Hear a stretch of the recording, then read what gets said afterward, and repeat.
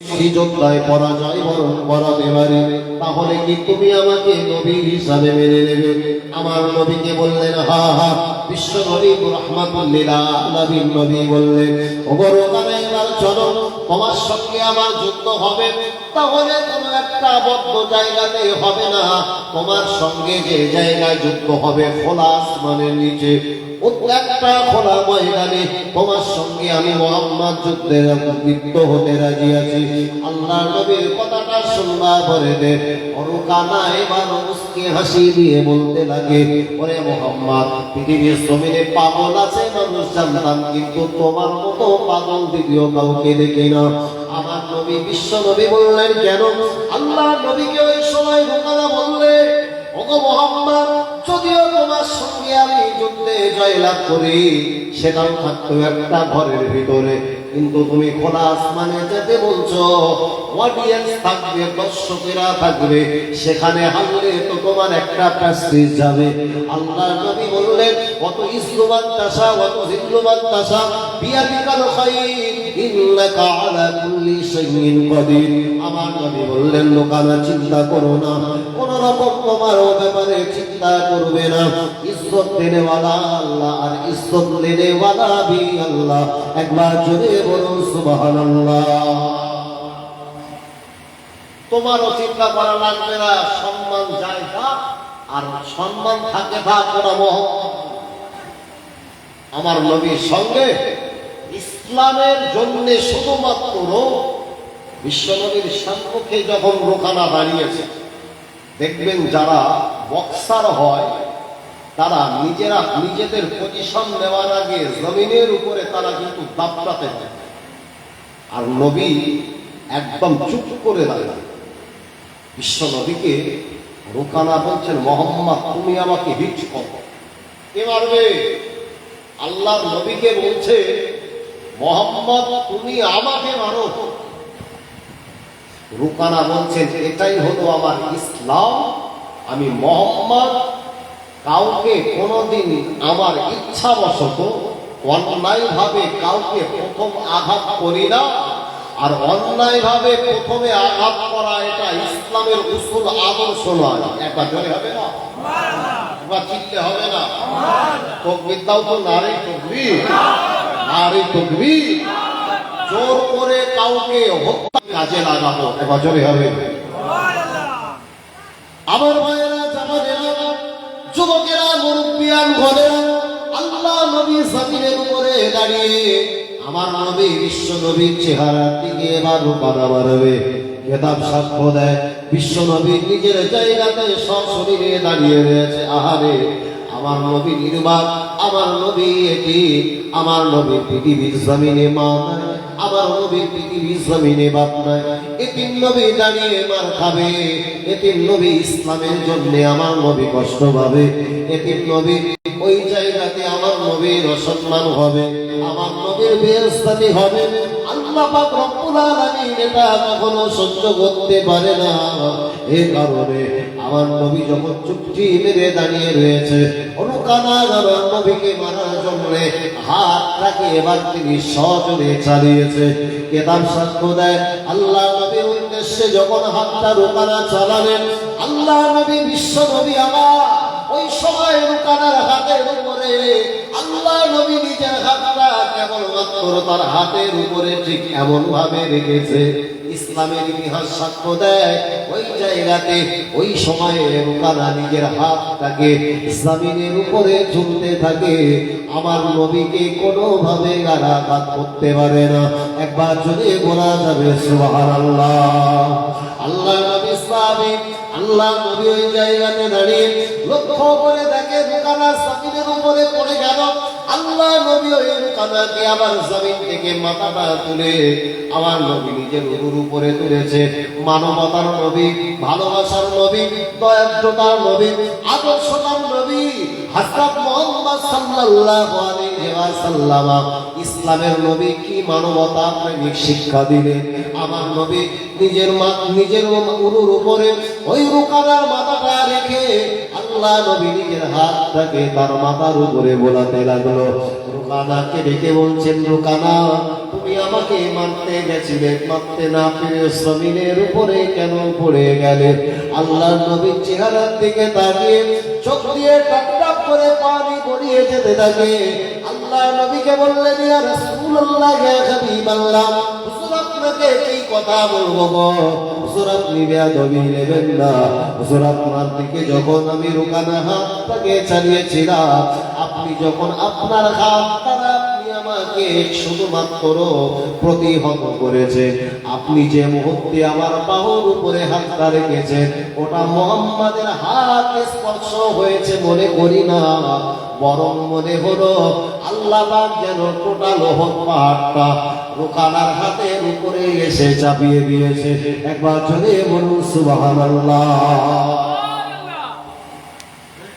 Total ওহদ পাহাড় যদি রুকানার হাতের উপরে চেপে বসে, আমি রুকানা যত বড়ই কুস্তিগীর হই না কেন, আল্লাহ ওহদ পাহাড় আমার হাতের উপরে রাখবার ক্ষমতা সেই রুকানা। আল্লাহ নবী বললেন, বাবা রুকানা, কেন তুমি এমনটা অনুভব করলে?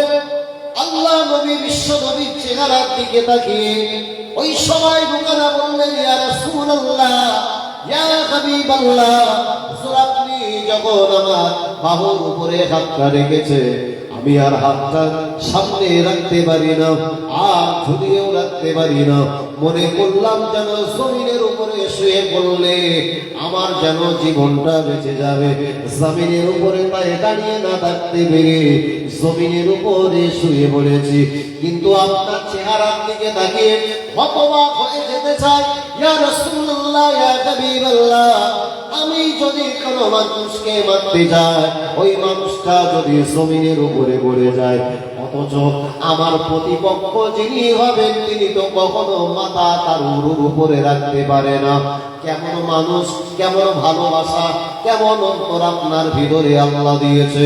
বরং আপনি আমাকে তো মারতে মারতে মারা গুণের কথা, আমাকে সেবা করার জন্য আপনার হাতটাকে বাড়িয়ে দিয়েছেন।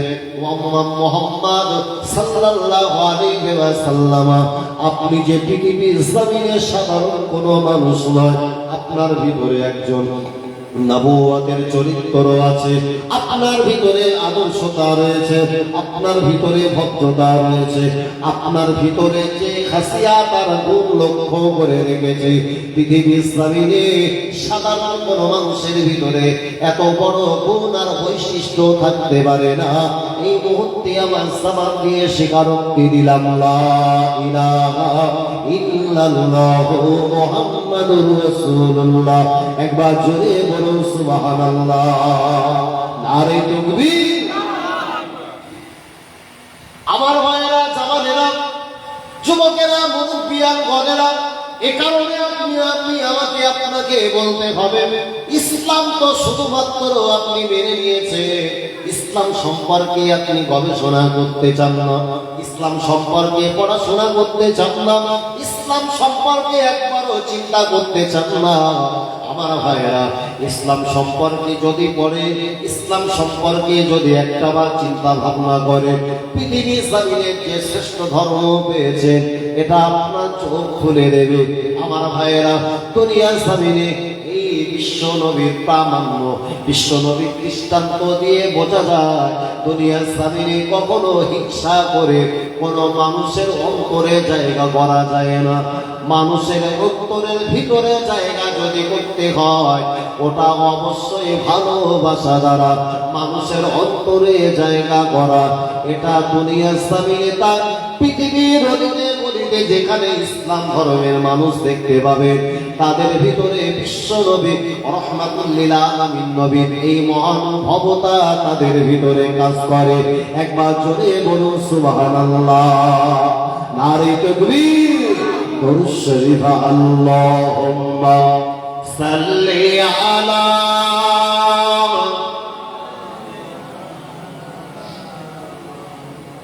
অনেক মানুষের জামান ছেড়ে হবে, ওয়ালা আলি সাইয়্যিদিনা, এরকম মাসিকি কালমা লা ইলাহা ইল্লাল্লাহ, লা লা ইলাহা ইল্লাল্লাহ মুহাম্মাদুর রাসূলুল্লাহ। আমার ভাইয়েরা, তাই বলছি যে অবশ্যই আমাকে ইসলাম সম্পর্কে যদি জানতে হয় তাহলে ইসলাম সম্পর্কে পড়তে হবে। ইসলাম সম্পর্কে জানতে গেলে কোরআনের অনুবাদগুলাকেও আমাকে বুঝতে হবে। আর কোরআন আমি শুরুতে বললাম, শুধু শবে বরাতের রাত্রে যে শুধু খতম করার জন্য কোরআন নাযিল হয়েছে এমনটা নয়। কবিরাজখানায় তাবিজ দিয়ে গলায় ঝোলানোর জন্য যে কোরআন নাযিল হয়েছে এ কারণে নয়। কোরআন মা বোনেরা যে শুধু শবে বরাতের মাসেই পড়বে এ কারণে কোরআন নাযিল এমনটা নয়। কোরআন নাযিল হয়েছে আল্লাহ পরিষ্কার করে দিয়েছে হুদাল লিন-নাস, এটা হলো মানুষের জন্য আল্লাহ পাক হেদায়েতের একটা গাইড বুক হিসাবে পাঠিয়ে দিয়েছে। একবার জোরে বলে, জিল্লে বলে। আমার ভাইয়েরা, জামানেরা, যুবকেরা, মুরব্বিয়ান গদেরা, এই কারণে আল্লাহ পাক রব্বুল আলামিন আল্লাহ তাআলা দুনিয়ার মানুষ মুসলমানদেরকে সম্বোধন করে বলেছে, আয় আমার মুসলমানেরা, ওগো দুনিয়ার ঈমানদারেরা, আমি আল্লাহ পাক রব্বুল আলামিন ওই কোরআনের ভিতরে তোমাদের জন্য জানিয়ে দিলাম। আল্লাহ পাক এই কারণে পবিত্র কোরআন পারা নাম্বার হলো 4, সূরার নাম হলো সূরাতুল আল-ইমরান, আয়াত নাম্বার হলো 139। আল্লাহ পাক রব্বুল আলামিন ঈমানদার মুসলমানদেরকে বলেছে, ওয়ালা তাহিনু ওয়ালা তাহজানু ওয়া আনতুমুল আ'লাউনা ইন কুনতুম মুমিনিন। জোরে বলুন আল্লাহু আকবার। আল্লাহ পাক রব্বুল আলামিন আল্লাহ বলেন, ওগো দুনিয়ার মানুষেরা, আমি আল্লাহ পাক রব্বুল আলামিন জানিয়ে দিলাম দুনিয়ার জমিনে মুসলমানের সম্মুখে বিপদ আসবে, মুসলমানের সম্মুখে মুসিবত আসবে। কেননা মুসলমানকে এমনিতে আল্লাহ পাক তাদেরকে জান্নাতে দেবে, এটা কখনো মুসলমান যেন আশা করে না। আগে আমানি খেলো, তারপরে পান্তা পাবে। দেখেন না, শীতের সময়ে আমাদের গ্রাম্যবর্তী এলাকায় মা বোনেরা রাত্রেবেলা ভাতগুলোকে ভালো রাখবার জন্য ভাতের হাঁড়িতে বা পানি দেয় কি দেয়? ওগুলো সকালবেলা কিছু মানুষ পছন্দ করে খেতে, ওই ভাতের সঙ্গে পানিগুলো ব্যবহার করে। একেবারে পানি থাকে একটা তরল পানি, উপরিভাগে একটা স্তর বিশেষ, তার নিচেই থাকে মূল আমাদের ভাতের স্তরটা। তাই সচরাচর বলে থাকে আগে আমানি খেলো, ওর পরে পান্তায় হাত দেবে। খামাখা এমনিতে যে আল্লাহ জান্নাত দেবে, জান্নাত যে আল্লাহ ঈমানদার মুসলমানকে দেওয়ার ওয়াদা করেছে, তুমি ঈমানদার মুসলমান, তুমি পরীক্ষা দেবে না, এমনটা তো হতে পারে। আমার ভাইয়েরা, জামানেরা, যুবকেরা, মুরব্বিয়ান গদেরা, দুনিয়ার জমিনে মুসলমানকে অবশ্যই জানতে হবে। পৃথিবীর জমিনে মুসলমান যদি পরীক্ষা না দেয়, মুসলমান যদি পরীক্ষিত না হয়, মুসলমানের জন্য সম্মুখে যদি বিপদ না আসে, ওই মুসলমানের ঈমানটা মজবুত হতে পারে না। এ কারণে লক্ষ্য করে দেখতে পাওয়া যায় দুনিয়ার জমিনে আল্লাহ পাক রব্বুল আলামিন আল্লাহ তাআলা দুনিয়ার বুকে যত নবী পয়গম্বর আলাইহিস সালামকে পাঠিয়েছিলেন, তাদের ভিতরে আল্লাহ পাক রব্বুল আলামিন আল্লাহ তাআলা একজন নবীকে পাঠিয়েছিলেন। ওই নবীটার নাম হলো নবী ইব্রাহিম আলাইহিস সালাম। একবার জোরে বলুন সুবহানাল্লাহ। আমার ভাইয়েরা, জামানেরা, কোন ইব্রাহিম নবীর কথা বলি?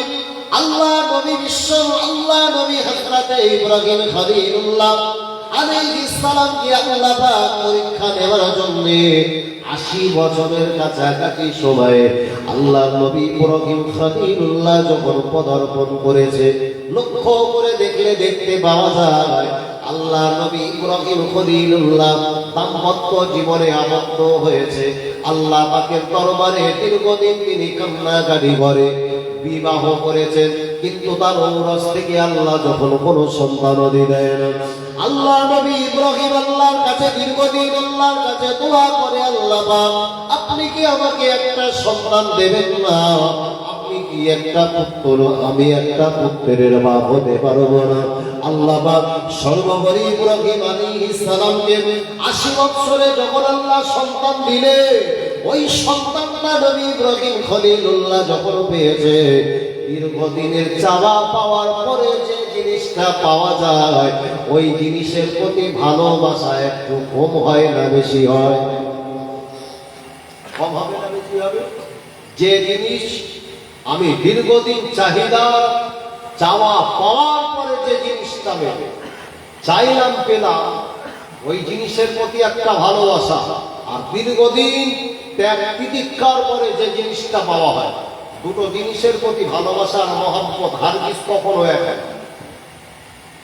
এ কারণে আল্লাহ নবী ইব্রাহিম খলিলুল্লাহ আলাইহিস সালাম আল্লাহর কাছে দীর্ঘদিন ধরে কান্নাকাটি করবার পরেতে 80 বছরের কাছাকাছি সময়ে নবী ইব্রাহিমকে আল্লাহ পাক যখন সন্তান দিলেন, আল্লাহ নবী ইব্রাহিমকে আল্লাহ পাক স্বপ্ন যোগে বললেন, ওগো নবী ইব্রাহিম, এবারে তোমার সন্তানটাকে আমার উদ্দেশ্যে তুমি সন্তানটাকে মরুভূমির প্রান্তরে রেখে এসো। আল্লাহ নবী ইব্রাহিম আলাইহিস সালাম আল্লাহ পাকের অনুমতি পাওয়ার সাথে সাথে সন্তান সহ বিবিটাকে মরুভূমির প্রান্তরে রেখে আসবেন। কথা বলতে পারে, বাচ্চাটা টেকা করে যখন কাঁদতে লেগেছে, আল্লাহ নবী ইব্রাহিম কিভাবে তাদেরকে জনশূন্যময় জায়গায় রেখে আসতে পারে? কিন্তু যখন আল্লাহ পাকের ইচ্ছা, আল্লাহ যখন হুকুম করেছে, নবী ইব্রাহিম আল্লাহ পাকের হুকুমের বিরুদ্ধাচরণ কাজ করতে পারে না। আল্লাহ পাকের হুকুম অনুযায়ী নবী ইব্রাহিম আলাইহিস সালাম আল্লাহ পাকের হুকুম মেনে জনশূন্যময় জায়গাতে সন্তান সহ বিবিকে রেখে আসলেন। আমার ভাইরা, ওই বাচ্চাটাকে রেখে আসবার সময় নবী ইব্রাহিমের চোখ দিয়ে টপ টপ টপ টপ করে পানি গড়িয়ে যেতে লাগে। কেননা দীর্ঘদিন চাওয়া পাওয়ার পরে আল্লাহ যদিও সন্তান দিলেন, কিন্তু সন্তানটাকে মরুভূমি দিয়ে আল্লাহ দিয়ে আসতে বলেছে।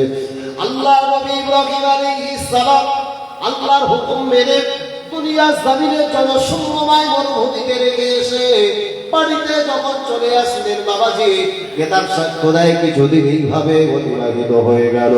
সর্বোপরি আল্লাহ পাক আবার নবী ইব্রাহিমকে বললেন, নবী ইব্রাহিম চলে যাও, তোমার বাচ্চা তোমার বিবিটাকে এবার তোমার বাড়িতে আবার নিয়ে হাজির করো। আল্লাহর হুকুমের একমাত্র তিনি দাসত্ব বললেন। আল্লাহ পাক রব্বুল আলামিনের ওয়াদা অনুযায়ী, আল্লাহর হুকুম অনুযায়ী নবী ইব্রাহিম আলাইহিস সালাম সন্তান সহ বিবিটাকে নিজের বাড়িতে বাসস্থানে হাজির করলেন। ওই সন্তানটাকে এবার তিনি কোলে নেন, সন্তানটার মুখে চুমা দেন। সন্তানটার যখন কপালে চুমা দেয়, ওই সন্তান যখন আব্বা আব্বা বলে কথা বলতে শিখেছে, ওই আব্বা বলা আওয়াজটা যখন নবী ইব্রাহিম শোনে, আল্লাহ নবী ইব্রাহিমের অন্তরটা যেন আল্লাহ মুহূর্তের ভিতরে সন্তানের প্রতি ভালোবাসা তৈরি করে দেয়। একবার জোরে বলুন সুবহানাল্লাহ। আমার ভাইয়েরা, যেমন এরা আল্লাহ নবী ইব্রাহিম আলাইহিস সালাম দুনিয়ার জমিনে পরীক্ষা দেওয়ার পরে তারপরে যে আল্লাহর পক্ষ থেকে খালিল উপাধি পেলেন, এমনিতে বন্ধুত্বর পরিচয় পাননি। আল্লাহ তাআলা হযরত নবী ইব্রাহিমকে স্বপ্ন যোগে নবী ইব্রাহিমকে বলে দেয়, ওগো নবী ইব্রাহিম, এবার তোমার যে সন্তানটার প্রতি ভালোবাসা তৈরি হয়েছে, ওই সন্তানটাকে তুমি নিয়ে গিয়ে সন্তানের গলায় তুমি ছুরি চালাবে। আল্লাহ নবী ইব্রাহিম চিন্তা করলেন, এটা কি কখনো সম্ভব হতে পারে যে সন্তানটাকে আমি এতটা ভালোবাসি, যে সন্তানটাকে এতটা মহব্বত করি, এই সন্তানটার ব্যাপারে হয়তো আল্লাহ পাক বলেছে, কিন্তু হতে পারে যদি এটা আল্লাহ পাক একমাত্রই রাজি হয়, তাহলে ইব্রাহিম বিন্দু মাত্র পিছিয়ে যাবে না।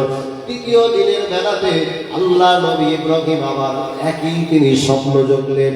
আল্লাহ নবী ইব্রাহিম আলাইহিস সালাম একাধারে 3 দিন যখন একই স্বপ্ন দেখেছেন, আল্লাহ নবী ইব্রাহিম এবার চিন্তা করে নিলেন, আল্লাহ যে মহা পরীক্ষায় আমাকে পরীক্ষিত করতে চায়, সন্তানের গলাতে পাপ হিসাবে ছুরি চালাতে হবে। এই পরীক্ষায় যদি আমি কোনোভাবে সফলতা না হই, তাহলে আল্লাহ পাকের দরবারে খাঁটি ইমানদার হতে পারবো না। একবার যদি বলুন সুবহানাল্লাহ। আমাদের সন্তানদের ব্যাপারে আল্লাহ কখনো বলেনি যে তোমার সন্তানের গলায় ছুরি চালাও। আল্লাহ বলতেছে, খোদা তোরে তো আমি দুনিয়ার বুকে আমার বান্দা করে পাঠিয়েছি, তবে তোর একটা রেসপন্সিবিলিটি, তোর দায়িত্ব আছে। তুই যেহেতু বাপ, তোর গার্জিয়ান অভিভাবকত্ব করতে লাগবে। তাই রাসূল বললেন, আলা কুল্লুকুম রাঈ ওয়া কুল্লুকুম মাসউলুন আন রাঈয়াতিহি।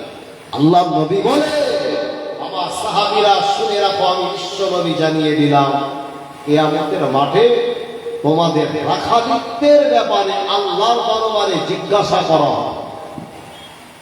কিভাবে রাখালিত্ব করেছো, অভিভাবকত্ব কেমন করেছো, ওই ব্যাপারে কিয়ামতের মাঠে প্রতিটা পিতাকে সন্তানের ব্যাপারে জবাবদিহি করতে হবে। আজকের যারা বাপ হিসাবে পরিচিতি অর্জন করেছি, কিয়ামতের মাঠে আমার সন্তানের ব্যাপারে আল্লাহর কাছে আমাকে আসামির কাঠগড়ায় দাঁড় করানো। এখন যদি প্রকৃত গার্জিয়ান আল্লাহ আসামির কাঠগড়ায় দাঁড়িয়ে ওই পিতাকে যখন দাঁড় করিয়ে বলবে, সন্তানের হাতে অ্যান্ড্রয়েড মোবাইল তুলে দিলে খোকা কত বছর বয়সে? তার কারণ এ মেশিন তো সাধারণ মেশিন না, যে মেশিনই কোচিরা একেবারে 7 থেকে 8 বছর। ফ্রি ফায়ারে এমন ভাবে এরা গরম করে, ঝোপের ঝাড়, আম গাছের তলা, বাঁশ তলার তলা, আর যে জায়গায় খেলে পুরো এরকম লাইট পাইপে, মানে এই সমস্ত জায়গা পছন্দ হয় না। পুরো অন্ধকার ফুটফুটে যে জায়গায় মশা বসে ভালো, ঠিক ওই জায়গায় বসে। এমন জেগে চালাচ্ছে, শুধু বলতেছে মারমান মার মার মার। আর যে পরিমাণে মাতৃ বলতেছে, পাশে যদি কোনো নিরীহ রোগী যায়, কিছু নিরোগী কবরে কাজ পেছনতে হয়তো আশ্রয় তাড়া যায়, বোঝে না। আজকে শফিকের ভিডিও কোচিরা 10 বছরে দেখে। কোন শফিক? যে শফিক নাপাক হারাম সম্পর্ক দ্বারা এই সোশ্যাল মিডিয়ায় যুব সমাজের মাথা খেয়েছে, যে সমাজের মাঝখানে শফিকের ভিডিও দেখে সন্তানগুলো নষ্ট হয়, ওই সমাজের ভিতরে আপনার সন্তানকে আপনি আদর্শবান বানাবেন কি করে? এটা তো একজন গার্জিয়ান হিসাবে আপনাকে চিন্তা আর সমীক্ষা করতে হয়। 25-14 বছর জাত দেয় কোনো কিছু না, সন্ধ্যাবেলা আমরা কচি গায়ে কি হয়েছে? পাশের পাড়ার কোন কচির হাত ধরে লেপের গেছে, বলে মাথায় হাত তো আদমি গেছে। তবে এখানে যে সমস্ত কচিরা আজকে বসেছে, এরা সব আল্লাহ, এরা সব আজকে আইপিএল শেষ শেষ করে ঠিক ভালোটাই এখানে এন্ট্রি নেবে। হ্যাঁ, মানে আমি যে সময় এলাম পুরো ফুটবল খেলার মাঠ পুরো উদাম ভাবা, বোঝে না। বলে হুজুররা কি আর করতে পারে? না না, হুজুররা থাকবে আসমানের ওপর, আমরা এই জমিনই থাকি। তোমাদের মতো জনপদের সঙ্গে তো ঘর করিনি খোকা, বোঝে? যে যুব সমাজের হাতে অ্যান্ড্রয়েড মোবাইল করেছে, ওই যুব সমাজ সারা রাত এই ফোনের দ্বারা হারাম নোংরা ছবি দেখেছে, এই ফোনের দ্বারা সারা রাত বেহায়া মেয়েদের সঙ্গে গল্প আর চ্যাট করেছে। ওই যুব সমাজ শেষ হয়েছে। যে জাতির যুবক নষ্ট হয়, ওই সমাজের কখনো সফলতা ডেভেলপ আপনি আশা করতে পারেন না। আমার ভাইয়েরা, জামানেরা, এ কারণে আমি আপনাদেরকে শোনাচ্ছিলাম, দয়ার নবী, রহমাতুল লিল আলামিন নবী, বিশ্ব নবী, আল্লাহ নবী সাহাবীদের বললেন, হে আমার সাহাবীরা, আমি বিশ্ব নবী, রহমাতুল লিল আলামিন নবী তোমাদেরকে জানিয়ে দিলাম, দুনিয়ার জমিনে যখন মানুষ হারাম কাজের সঙ্গে জড়িয়ে যাবে, নাপাক যখন খারাপ কাজের সঙ্গে তারা জড়িয়ে যাবে, ওদেরকে হারাম আর হালাল কোনটা বাঁচতে যদি তাদেরকে আলাদা করতে বলা হয়, আলাদা করা তাদের পক্ষে কখনো সম্ভব হবে না। এই কারণে লক্ষ্য করে দেখবেন, যারা মাথা কোয়ালিটির লোক, মানে যারা লাল পানি খায়, লাল পানি খাওয়ার পরে এমন এমন ভাষণ দেয়, মনে হবে যেন আসমান থেকে যেন স্বয়ং ফেরেশতা ল্যান্ডিং করেছে। এমন এমন কথা বলবে না, বলে মদ খাই তাই কি হয়েছে, ও খোকা ইমান ঠিক আছে খেয়েছে মদ। আমরা তো এই রাত্রির বেলা নিশাচর বিরানি ঘুরি, আমাদের সঙ্গে ওদের সাথে দেখা সাক্ষাৎ হয় ভাই।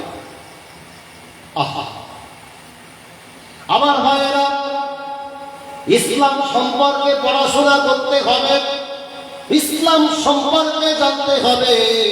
ইসলাম সম্পর্কে যদি গবেষণা না করে, ইসলাম সম্পর্কে যদি পড়াশোনা না করে, ইসলাম সম্পর্কে যদি ইসলামের ভালোবাসা যদি না তৈরি করতে পারে, আপনার জীবনটাই মূল্যহীন হয়ে যাবে। কেননা আমার ভাইয়েরা, ইসলাম শিক্ষা দিয়েছে, আমি শুনতে বলছিলাম, একটা নারীকে স্বামীর প্রতি সম্মান প্রদর্শন করা আমার ইসলাম শিক্ষা দিয়েছে। অপরদিকে স্বামীকে, স্ত্রীকে ভালোবাসার কথা আমার ইসলাম শিক্ষা দিয়েছে। এমন ভাবে আমার ইসলাম শিক্ষা দিয়েছে, সর্বাবস্থায় একজন মুসলমানের জন্য মদ্যপান করা আমার আল্লাহ পাক হারাম করে দিয়েছে।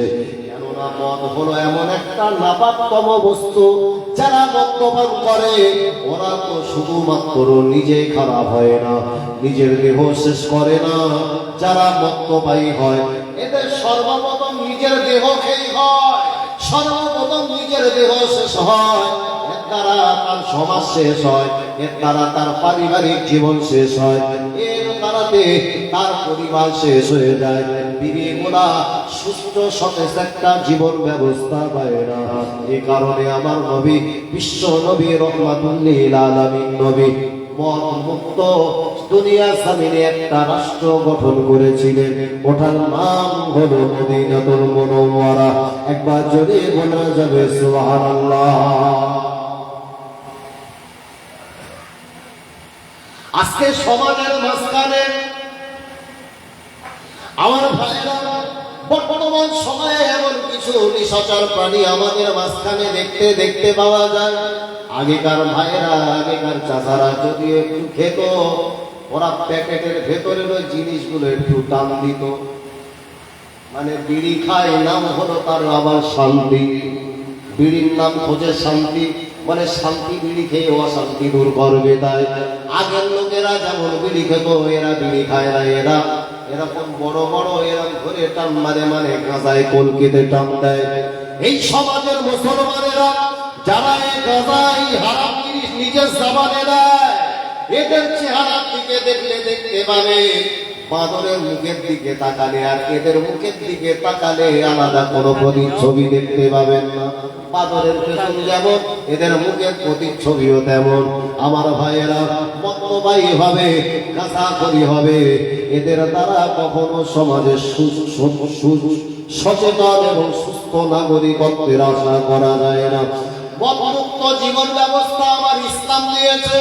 আল্লাহ নবী দুনিয়ার জমিনে একটা রাষ্ট্র পরিচালনা করেছিলেন, যে রাষ্ট্রটার নাম হলো মদিনা। চার জায়গাতে শুধুমাত্র শান্তি, শান্তি, শান্তি আর শান্তি। একবার যদি বলুন সুবহানাল্লাহ। এই কারণে আল্লাহ নবী, বিশ্ব নবীর ইন্তেকালের পরে ইসলাম জাহানের খলিফা হযরত আবু বকরের ইন্তেকালের পরে ইসলাম জাহানের খলিফা হলেন ওমর। ওই ওমর রাদিয়াল্লাহু আনহু পৃথিবীর জমিনের কেমন রাষ্ট্র নেতা, পৃথিবীর জমিনের কেমন একজন যুগশ্রেষ্ঠ রাষ্ট্র লিডার। আল্লাহ নবী সাহাবী হযরত ওমরের কথা বলি, নবী সাহাবী হযরত ওমর রাদিয়াল্লাহু তাআলা আনহু আল্লাহ পাক তাকে কতটা শ্রেষ্ঠত্ব দান করেছিলেন। নবী সাহাবী ওমর রাদিয়াল্লাহু আনহু আপনারা শুনেছেন রাতের বেলা ওমর ঘুমাতেন না। কেমন নষ্ট নেতা, নিজের পকেট পূজা করে না, নিজে কখনো নিজের চিন্তায় ব্যস্ত থাকতেন না।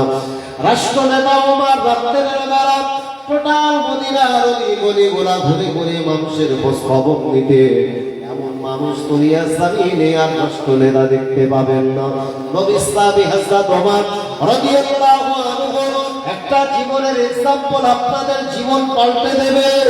দুনিয়া জমিনে যারা ভালো নেতা, ভালো লিডারের খোঁজ করে, ওরা আদর্শবান নেতা, রোল মডেল হিসাবে হযরত ওমরের জীবন চরিত করতে হবে। কেননা ওমর দুনিয়া জমিনের একজন আদর্শবান নেতা, দিকে শ্রেষ্ঠ আদর্শবান নেতা ছিলেন। নবী সাহাবী ওমর রাদিয়াল্লাহু আনহু রাতের বেলা যখন হয়ে যেত, আমার নিজের পিঠটাকে বিছানা থেকে সরিয়ে দিতেন। ওই রাতের বেলা মদিনার জমিনটা ঘুরে ঘুরে মানুষকে যখন খোঁজ খবর নিতেন, একদিন গভীর রাত নিশুতি রাতে আল্লাহ নবী সাহাবী ওমর দেখে গভীর রাতে কে যেন একটা যুবক ছেলে রাস্তার উপর দিয়ে হেঁটে হেঁটে যাচ্ছে। ওই গভীর রাতে আল্লাহ নবী সাহাবী ওমর রাদিয়াল্লাহু আনহু যুবক ছেলেটাকে দেখবার পরে অন্তরে কৌতূহল তৈরি হলো। এই গভীর রাতে ছেলেটা একা কেন হেঁটে হেঁটে যাবে, এই ছেলেটা একা কেন হেঁটে হেঁটে যাচ্ছে। তাই এই কারণে আস্তে আস্তে কদমটা বাড়িয়ে বাড়িয়ে নবী সাহাবী তার পিছনটাকে ধাওয়া নিয়েছে। আল্লাহ নবী সাহাবী ওমর ওই সময় যুবককে ডেকে বললেন, যুবক দাঁড়িয়ে যাও, তোমার পরিচয়টা না দিয়ে যেতে পারবে না। আল্লাহ নবী সাহাবী ওমরের একটা শুনে যুবক ছেলেটা জমিনে দাঁড়িয়ে গেছে। ওমর রাদিয়াল্লাহু আনহুর চেহারার দিকে তাকিয়ে জমিনের উপরে আর ছেলেটা সুস্থ সচেতন ভাবে দাঁড়িয়ে থাকতে পারে না। জমিনের উপরে যেন ভূমিকম্প হওয়া শুরু হয়েছে। একবার জোরে বলেন সুবহানাল্লাহ। তার কারণ ওমর রাষ্ট্রনেতা, সাধারণ রাষ্ট্রনেতা না, কারোর পক্ষপাতিত্ব করা নেতা নয়, কোন জাতির পক্ষপাতিত্ব করা নেতা নয়, কারো স্বার্থের জন্য নিজেকে কখনো বিলিয়ে দিতেন না। রাষ্ট্রনেতা ওমর রাদিয়াল্লাহু আনহু যুবক ছেলেটাকে ডেকে বলছেন, গভীর রাতে তুমি একা একা কোথায় চলেছ? তোমার ডেফিনেশনটা দিয়ে তোমার পাটাকে সামনের দিকে বাড়াও। আমার মায়েরা জামানেরা, আল্লাহ নবী সাহাবী ওমর রাদিয়াল্লাহু আনহু গভীর রাতে ছেলেটাকে যখন ডাকলেন, পিছন দিকে তাকিয়ে লক্ষ্য করে দেখে এটা অন্য কেউ নয়, এটা হলো নবী সাহাবী হযরত ওমর।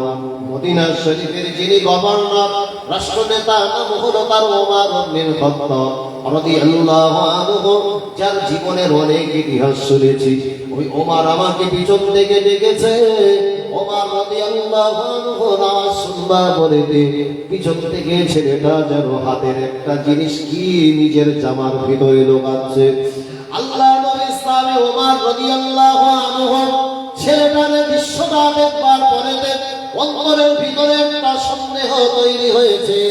ওই সময় যুবককে ডেকে বলছেন, যুবক তোমার হাতে কি যেন লুকাতে চাচ্ছ, হাতের জিনিসটাকে আমার সামনে দাও। আল্লাহ নবী সাহাবী ওমর রাদিয়াল্লাহু আনহু যখন যুবক ছেলেটাকে বললেন, যুবক ছেলেটা দেবে না, ওমর তিনিও শুনবেন না। একবার যখন তম্বি করে আওয়াজ করেছে আর যুবক ছেলেটা হাউ হাউ করে কেঁদে ফেলেছে। আল্লাহ নবী সাহাবী ওমরের সামনে দাঁড়িয়ে অন্তর দিয়ে যেন আল্লাহকে স্মরণ করে আল্লাহকে লক্ষ্য করে বললেন, আল্লাহ তোমার কোরআনের অনেক কথা শুনেছি, তোমার কোরআনের অনেক বিবরণ শুনেছি। আল্লাহ পাক রব্বুল আলামিনের বান্দা জমিনের উপরে দাঁড়িয়ে দাঁড়িয়ে আল্লাহকে গভীর রাতে স্মরণ করে বললেন, আল্লাহ পাক কোরআন কারীমের ভিতরে বলেছো দুই প্রকার বান্দাকে তুমি সবচাইতে বেশি ভালোবাসো। যেমন ভাবে আল্লাহর কোরআন বলেছে, আল্লাহ পাক রব্বুল আলামিন বলে ইন্নাল্লাহা ইউহিব্বুত তাওয়াবিন ওয়া ইউহিব্বুল মুতাতাহহিরিন। দুই প্রকার বান্দাকে আল্লাহ ভালোবাসে, এক প্রকার বান্দা যারা অপবিত্র হয়ে যাওয়ার পরে পবিত্রতা অর্জন করে, দ্বিতীয় নম্বর বান্দা হলো তারা যারা নিজের ভুল বুঝতে পেরে নিজেরা নিজেদের পাপের কথা আল্লাহকে স্মরণ করিয়ে নিজের জীবনে ইস্তেগফার করে তওবা করে পরিশুদ্ধ সংশোধনের জীবন তৈরি করে। এই দুই শ্রেণীর বান্দাকে আমার আল্লাহ পাক বড় পছন্দ করে। একবার জোরে বলেন সুবহানাল্লাহ। যুবক ছেলেটা গভীর রাতে আল্লাহকে উদ্দেশ্য করে অন্তর দিয়ে স্মরণ করে বললেন, আল্লাহ এত আমার সামনে দাঁড়িয়ে আমার হাতে রয়েছে মদ। ওমর যদি আমার হাতের মদ দেখে, যে মদিনা জমিনে টোটাল মদ্যপান করা হারাম, যে মদিনা জমিনে মদ্যপান হলো অবৈধ, ওমর যদি হাতে দেখে আমাকে জানে মেরে ফেলবে, প্রাণে আর ওমর বাঁচাবে না। আল্লাহ যদি তুমি আমাকে আজকে না ওমরের হাত থেকে বাঁচাও, আমাকে আর কে বাঁচাবে গো আল্লাহ। আল্লাহ তাআলা তোমার কোরআন ঘোষণা দিয়েছে, আল্লাহ তাআলা তোমার কোরআন বিবরণ দিয়েছে।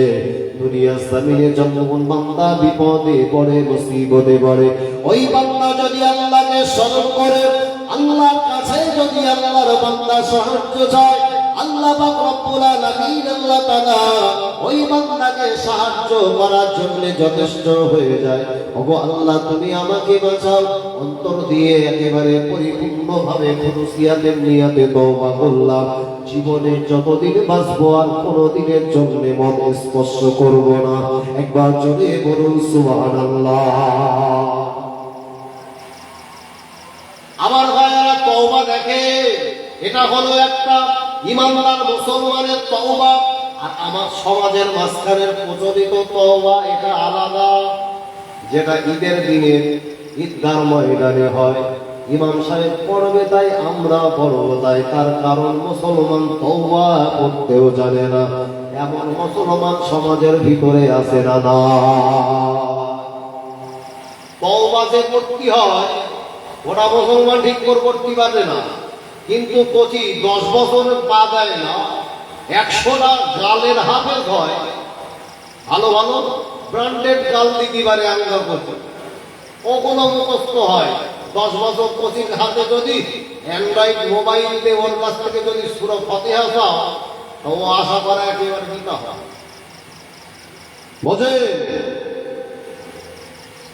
তওবা করেছেন, তওবা যদি এমন হয়, তুবু ইলাল্লাহ তাওবাতান নাসুহা, আল্লাহ ভুল করেছি আর জীবনে এ কাজ করব না। আল্লাহ পাক বলেন যারা এমন তওবা করে আল্লাহ পাক তাদের তওবাকে কবুল ও মঞ্জুর করে থাকেন। একবার জোরে বলো সুবহানাল্লাহ। আমার ভাইয়েরা, জামাতেরা, যুবকেরা, মুরব্বিয়ান বলেরা, আল্লাহ নবী সাহাবী হযরত ওমর রাদিয়াল্লাহু আনহু লক্ষ্য করে দেখে যুবক ছেলেটা জমিনের উপরে দাঁড়িয়ে এত পরিমাণে কান্নাকাটি করে। ওই সময় যুবককে উদ্দেশ্য করে বললেন, যুবক হাতের পাত্রটা আমাকে দিয়ে দাও, আমি একটা বার নিজের হাতে ঢেলে ওটা দেখতে চাই। ওমর রাদিয়াল্লাহু আনহু সম্মুখে পাত্রটা এগিয়ে দিলেন। এর পূর্বে তিনি তওবা করলেন, আল্লাহর কাছে খুলুসিয়াতের নিয়তে সাহায্য চাইলেন। আল্লাহ পাক রব্বুল আলামিনের জমিনে দাঁড়িয়ে বান্দা ওই গভীর রাতে দুনিয়ার মানুষের কাছে সাহায্য চাইলেন না, আল্লাহর কাছে সাহায্য চেয়েছে। আল্লাহ খুশি হয়েছে, আল্লাহ পাক তিনি রাজি হয়েছে। মহান আল্লাহ খুশি হয়ে, আল্লাহ তাআলা রাজি হয়ে ওই বান্দার প্রতি আল্লাহ পাক খুশি রাজি হওয়ার পরে কিতাব সাক্ষ্য দেয় হযরত ওমর রাদিয়াল্লাহু আনহু হাতেতে যখন পাত্রটা দিয়েছেন, ওমর যখন হাতেতে ঢেলেছে, কিতাব সাক্ষ্য দেয় আল্লাহ পাক মদটাকে পরিবর্তন করে সিরকাতে রূপান্তর করে দিয়েছে। একবার জোরে বলুন সুবহানাল্লাহ। চিল্লে হবে না, তাকবীর দাও তো, নারে তাকবীর, নারে তাকবীর। আমার ভাইয়েরা, জামানেরা, যুবকেরা, মুরব্বিয়ান বলেরা, দুনিয়ার জমিনে আমি যে ইসলাম পেয়েছি, এই ইসলাম দুনিয়ার জমিনে মানুষকে আদর্শবান শিখিয়েছে, দুনিয়ার জমিনে মানবতা শিখিয়েছে, দুনিয়ার জমিনে সবচাইতে তিনি মনুষ্যতাবোধ শিখিয়েছে। এই ইসলাম সম্পর্কে একটাবার পড়াশোনা করলে ইসলামের প্রতি ভালোবাসা তৈরি হবে। আজকে যদি যার ভিতরে ইসলাম থাকবে ওর ভিতরে মনুষ্যত্ববোধ থাকবে, যার ভিতরে ইসলাম থাকবে তার ভিতরে ইনসানিয়াত থাকবে, যার ভিতরে ইসলাম থাকবে ওই মানুষটার ভ্রাতৃত্ববোধ থাকবে, যার ভিতরে ইসলাম থাকবে, যার ভিতরে ইসলাম বলে একটা মূল্যবান সম্পদ থাকবে ওই মানুষটা মানুষের প্রতি ভালোবাসবে, যার ভিতরে ইসলাম থাকবে ওই মানুষটা কখনো হিংসা করবে না। তাই আমার ইসলামের নবী হযরত মুহাম্মদ সাল্লাল্লাহু আলাইহি ওয়াসাল্লাম আল্লাহ নবী বলেন, বাবা সাহাবীরা, আমি দয়াল নবী রাহমাতুল লিল আলামিন নবী জানিয়ে দিলাম, আমি বিশ্ব নবী জানিয়ে দিলাম, দুনিয়ার জমিনে তোমরা মানুষকে ভালোবাসবে, মানুষকে যদি প্রিয় করো, মানুষকে যদি মহব্বত করো, আমি বিশ্ব নবী রাহমাতুল লিল আলামিন নবী জানিয়ে দিলাম, মানুষকে ভালোবাসা করো, এটাও একটা ঈমানের লক্ষণ। একবার জোরে বলুন সুবহানাল্লাহ। যা বাস্তব দৃষ্টান্ত আমরা লক্ষ্য করে দেখি এই সমাজের মাঝখানে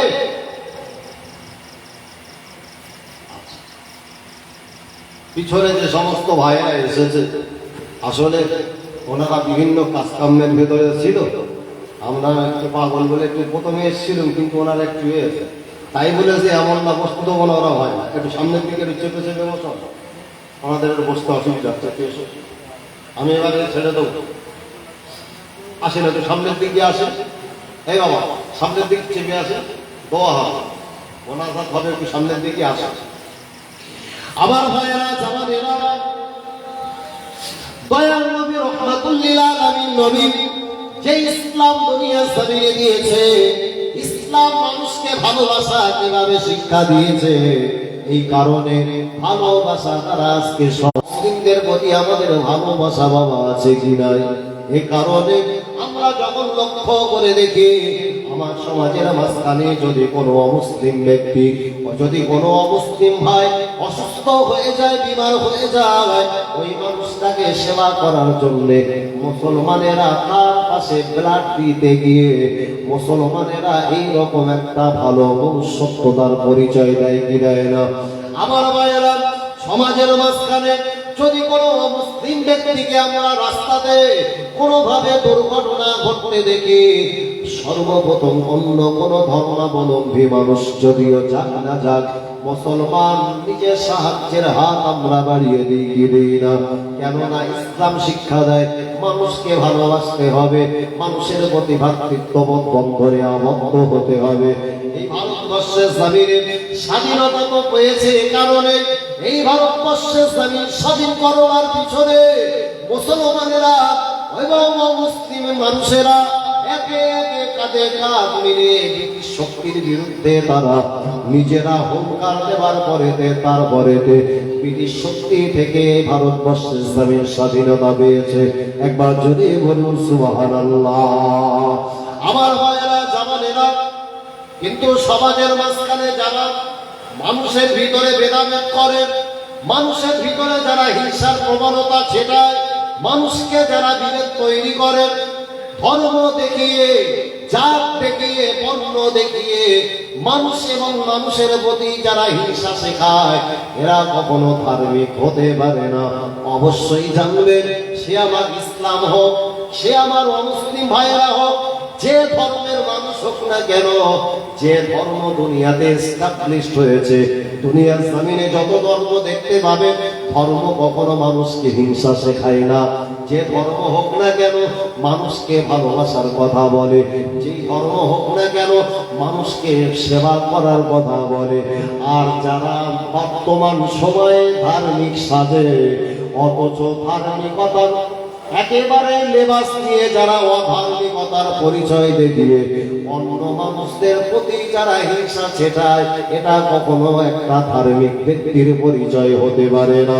আমার ভাইয়েরা, যারা বলে ভারত ভারতবর্ষের বুকে এ বাংলার বুকে আজ সম্প্রীতি দেখলে দেখা যাবে এ বাংলার বুকে আজ বর্তমান সম্প্রীতি নয়। আমি বলবো ভাই একটু করে যদি মাথা আলগা করে লক্ষ্য করেন, আজ ভারতবর্ষের বুকে হিন্দু মুসলমান কাঁধে কাঁধ মিলিয়ে এইরকম সুন্দর মসজিদ জলসার কাজেও তারা যুক্ত হয়।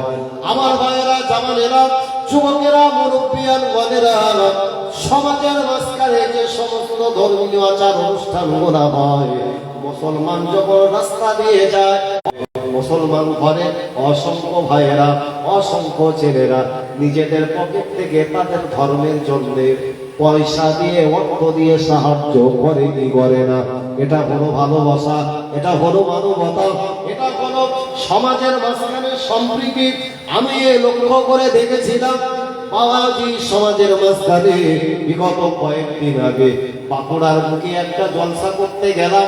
ওই বাঁকুড়ার বুকে জলসা করেছি বাবাজি, এইরকম সুন্দর মজলিসে সর্বশেষ যখন আমাকে বলতে বলা হলো হুজুর আগামী বছরের জন্য একটু কালেকশন করে দে, আমিও যখন চাইলাম, আমার মুসলিম ভাইয়েরা, মুসলমান ভাইয়েরা তারা হাত করে মজলিসের জন্য আগামী বছরের জন্য দান করলেন।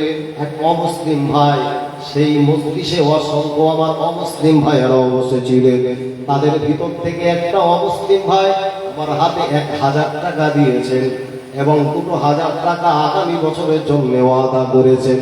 নামটা এমন একটা নাম ছিল যেটা মুসলিম না অমুসলিম সেটা চিনতেও আমার কষ্টকর হয়েছিল। আমি তার জন্য কলিজা ভরা দোয়া করলাম। দোয়া চাওয়া শেষ, জলসার কাজ মিটে গেল।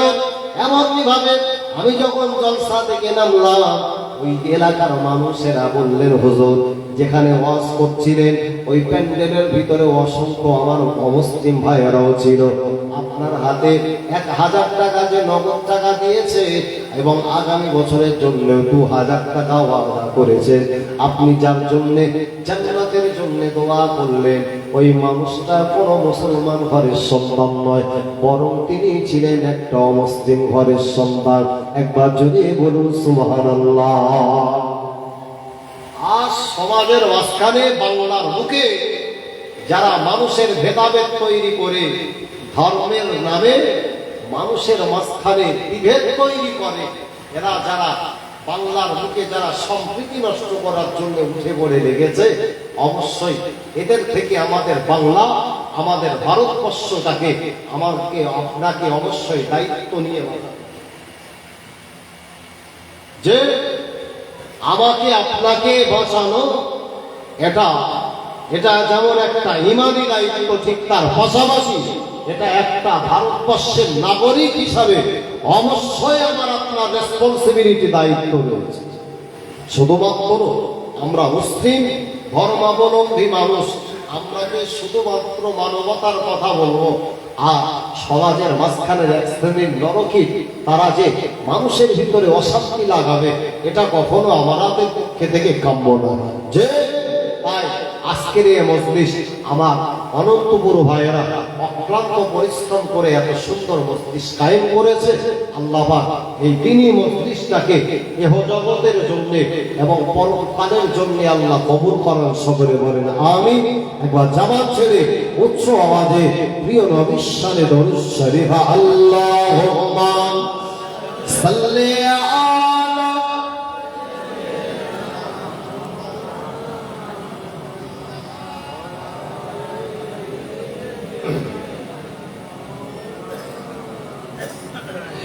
এডু কলমা সে কলমা লা ইলাহা ইল্লাল্লাহ লা ইলাহা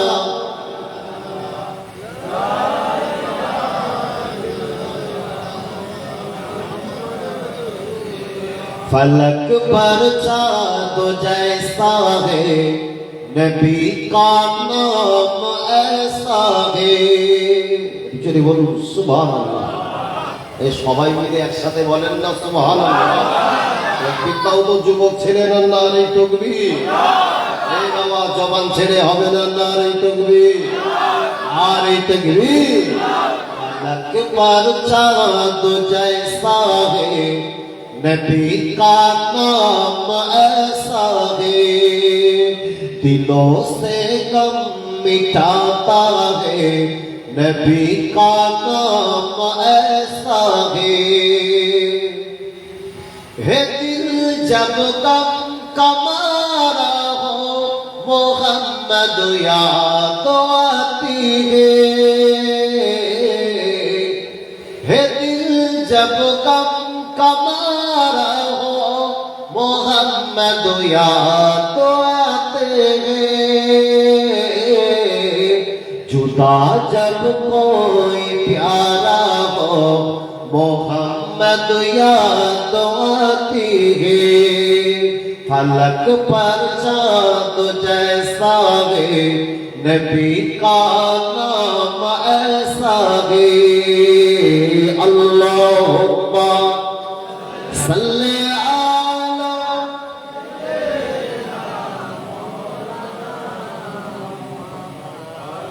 अला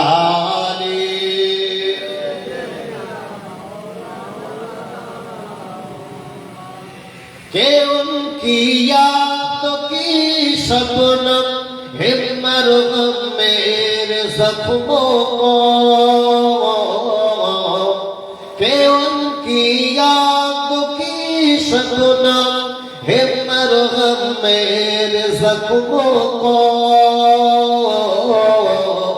और उनके नाम के बरकत से दिल के तस्कीन पाते हैं फलक पर चाँद जैसा है नबी का नाम ऐसा है दिलों से गम मिटाता है नबी का नाम ऐसा है जुदा जब कोई प्यारा हो नबी का नाम ऐसा है अल्लाहुम्मा सल्ली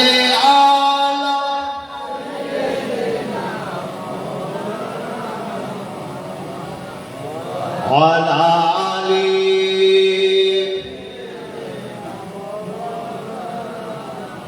আমার ভাইরা জামানেরা যুবকেরা মুরব্বিয়ান গণেরা মুক্তাসার করলাম ভাষাগত ত্রুটির জন্য ক্ষমা চাইলাম সবাই দাঁড়িয়ে বিশ্ব